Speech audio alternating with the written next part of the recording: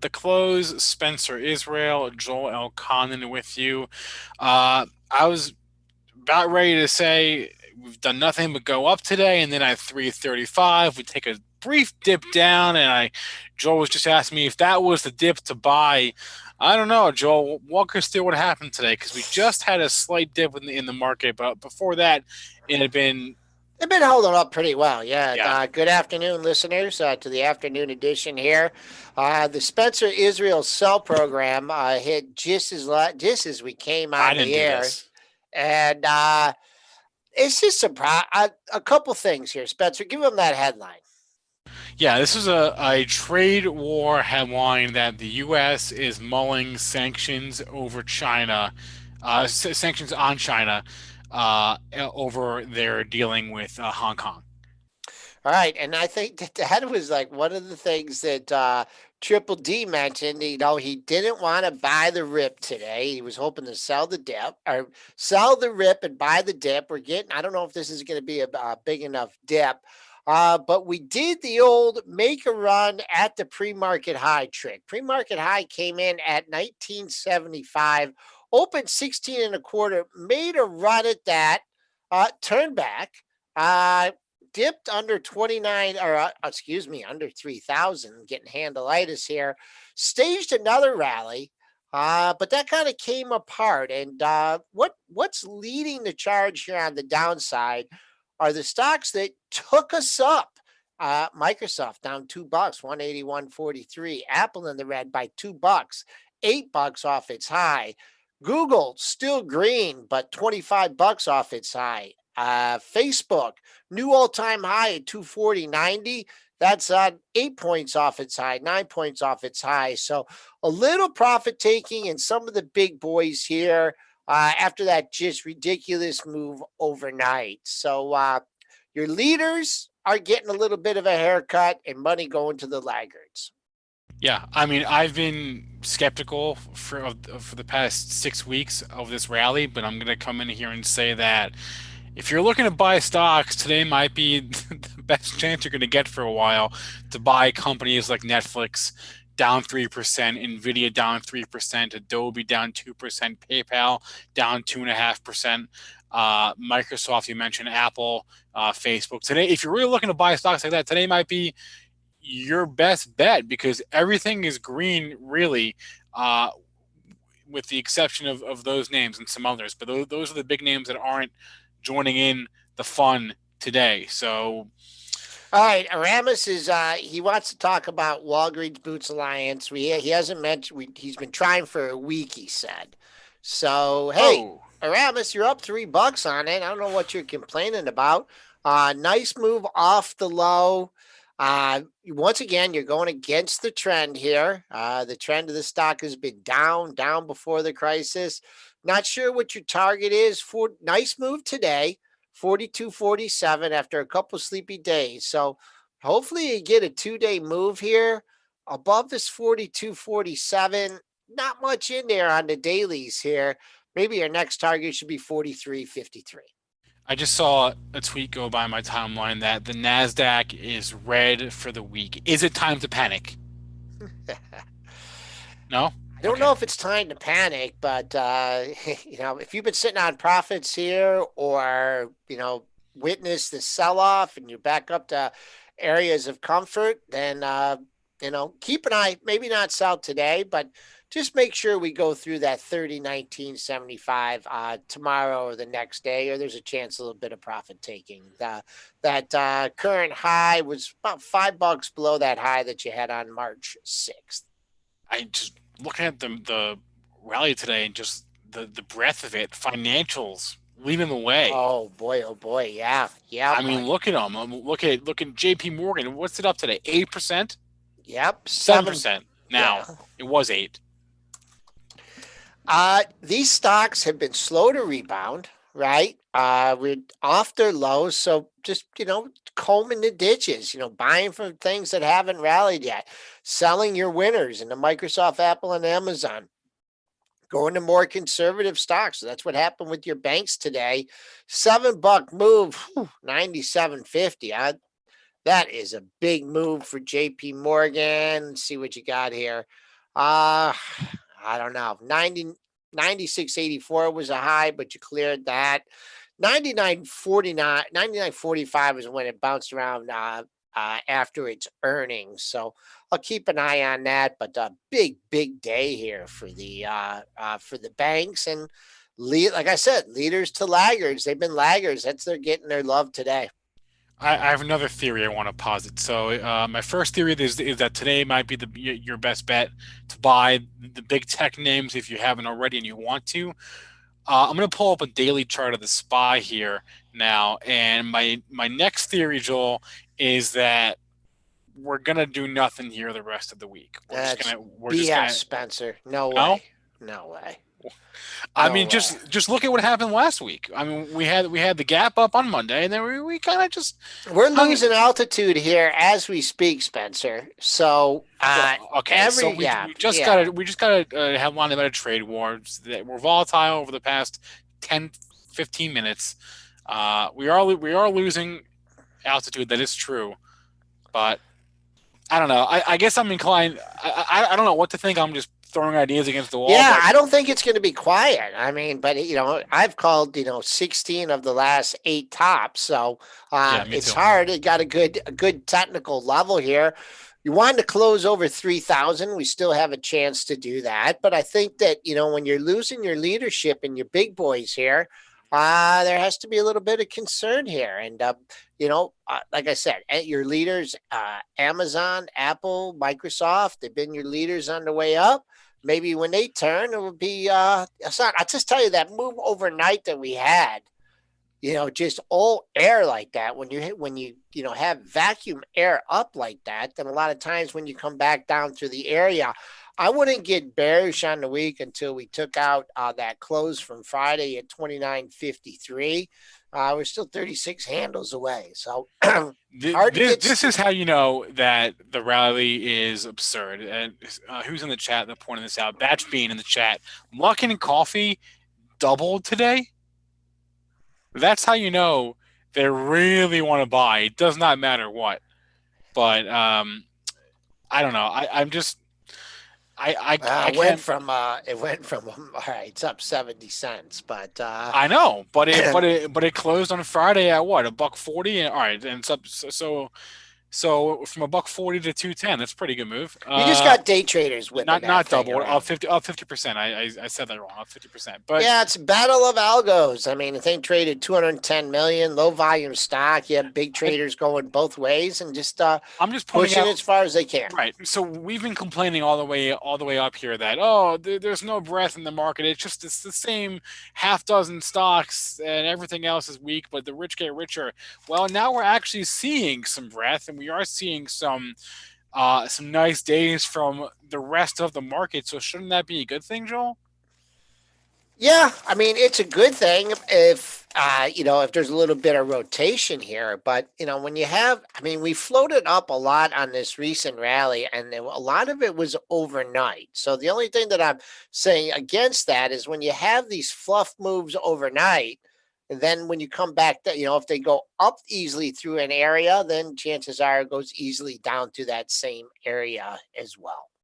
All right, let's look at some of the stocks we talked about this morning. Novavax, this is one that by the time we went on the air today had been leaking for pretty much the entirety of the pre-market session, and we were cautious. We preached caution against a stock like this that pops up on news at 4 a.m. and then just leaks throughout the pre-market session, and the leaking just didn't stop at the open. No, Novavax is getting waxed here. The opened up. I think got over $63 in the pre-market trading. Actually, what did you get to? You got to 63 and change, and then you backed off. Couldn't even barely opened over $54. 54.35 you're open, 54 and a half you're high, and then you pretty much been selling off all day. uh got hit. The Myrna got hit too, and that's not so surprising. CEO dumped a lot of stock on that news, and if there's new vaccines and new competition coming, that's not going to be as big. And plus, what they're still in phase one, and maybe had 8 people. So Right. the trials in this thing is coming back down to earth. just hit 57.05. So that the Novavax came in. We talked about that on the show. Uh, we also talked about Merck. Merck got to $81, a big old stock. Do you know how much stock or how much has to trade to move Merck? It's $5-6 in regular session. So that big pop that was snuffed out at the open, 78.38 open, 78.46 high, and still green on the day. But once again, sell the news in your vaccine stocks, and that's kind of translated a little bit over to the market as well. So I guess the next question now, and before we'll take some takers from the chat, I just want to get this out of the way here, Joel, is like how how do we approach tomorrow and the rest of the week now? My first thought was that this is going to be a repeat of last week, where we really don't see a lot of action Tuesday through Friday. Well, today is Tuesday, but Yep. it's the first trading day of the week. So in this case, it'd be Wednesday through Friday. But if I pull up a daily of the SPY, you can just see it was a really quiet week after we got that gap up on Monday last week. And similar story today. This trade war headline kind of flies on the face of that theory, but we've gapped up here again, another second week in a row. How do you approach the I think market? the algos. I think the algos might have flipped today. Instead of Huh. buy overnight, they might be sell overnight. I think they might have flipped the switch on that move up, and that's just the feel for the week. Are we going to have a horrible week? Are we going to go red? I mean, who knows what's going to happen with tweeting and everything? But it's just it feels like we turned a little bit today, and the reason I go with the turn is because those big tech stocks are in the red. And all the things that we talked about this morning, our disbelief for the rally and everything. I mean, that's not gone. That's still there. I mean, a higher unemployment, lower GDP, Q3 earnings. I mean, yeah, all those things were erased today over, a picture of a bunch of people partying at a lake. I mean, this is a very, very news driven, algo driven market. And I think the algos are going to have a hard time getting this up 30 handles tonight. I don't think they will unless there's, more vaccine news, but it better be really good because I think we turned today. I think we turned whether or not this is going to be a sustained sell off or not. Who knows? But I think the algos flipped the switch tonight, and I don't see us having a huge overnight gain. Anything can happen in this market, but that's just my feeling as of right now. How were you feeling a couple hours ago when we cracked that 3,000 level? I was last night when I was texting with Dennis, and we were like I guess 29.90. last night, yeah. Yeah, and then we're like, well, you just can't short this thing, right? And then we were up another 20 handles in the morning. So I mean, am I buying stocks here? Am I selling any stocks that I had? No, I'll stand pat. But I lean a little bit more toward the south side. We're going to post a new closing high for the move today, unless we completely fell apart, and then that will be my bogey for tonight's session and moving forward tomorrow. Yeah. All right. That China headline, not China, It spooked the market. the sanctions headline from Bloomberg that the White House is considering a range of sanctions on China as it relates to their crackdown of Hong Kong. Let's get in some play here.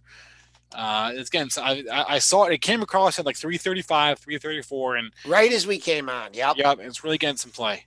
So as Yep. we head into the close here, very interesting timing.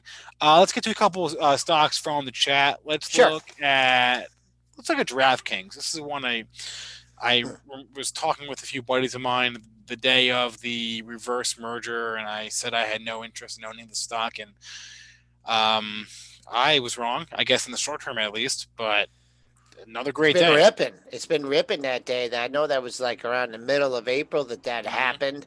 I had the big move up, and just momentum here. I had the big move up. It's had a back off consolidation for 3 or 4 days, and then resumed its move higher. I think maybe about the resumption of sports is helping this stock out today, busting out new all-time high at 32.91. Big, not as big a volume as you had when you had that 4 point up day, but nice day. I mean, it's a Nasdaq stock, so we don't know what we have at 33 there. But just keep an eye. Just keep an eye on the mark there, and see where you're at. 32.97. Looks like we're going to push over 33 today in DraftKings. Looking ahead to earnings, we're going to get after the close today. Nothing much. Stoneco's Wow. interesting. STNE tomorrow morning. Ralph Lauren.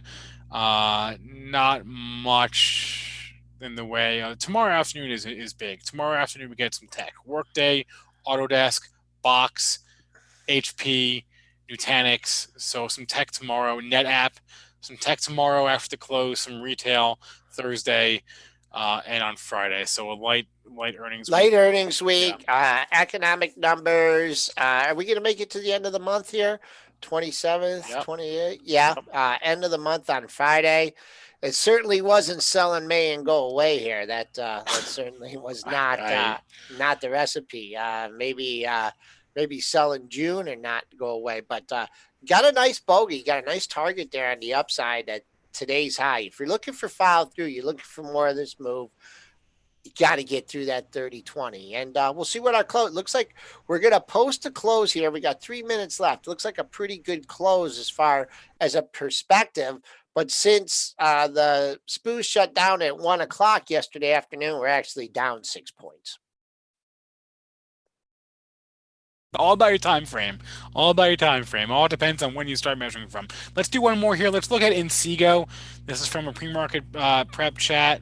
Someone asking us to get for our thoughts on Inseego. I got stopped out of this one, I guess about a month ago now, so I no longer own it, but I owned it for about a year. Nice move. Nice move. I mean, you found someone that just loved this thing, got into the lower nines, right? See, 976, 928, 950, 940.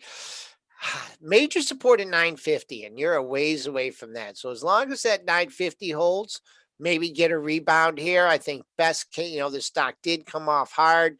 You got to what, 15.15, right? And then you broke down to, let's just call it $6 move. $3 coming up off that low, maybe 12.28 if you're looking for a target there. In Seago, I had the big run up, the break, the couple days of consolidation.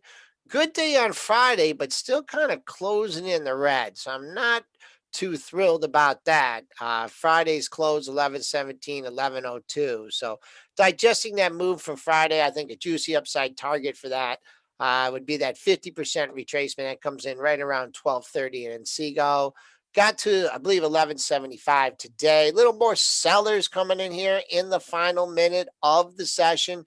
It looks like we are going to close near the day lows, much off the overnight low of 29.4750.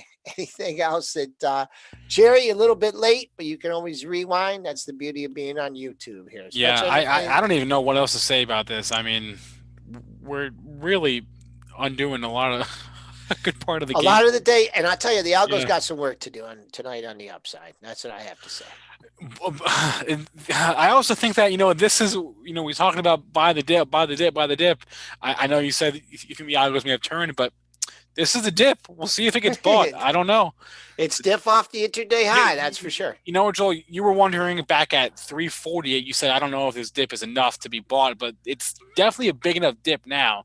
The only question is will it get bought overnight? I guess we'll find out. But I don't know. The exuberance I was feeling an hour ago, maybe a little bit less so, but still a good day for the market. We are closed here. That'll be a wrap for us.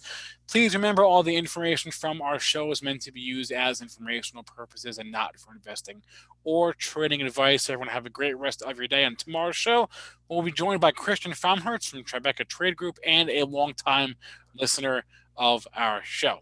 Any questions, comments, concerns, email us premarket@benzinga.com. Everyone have a great rest of your Tuesday and stay safe out there.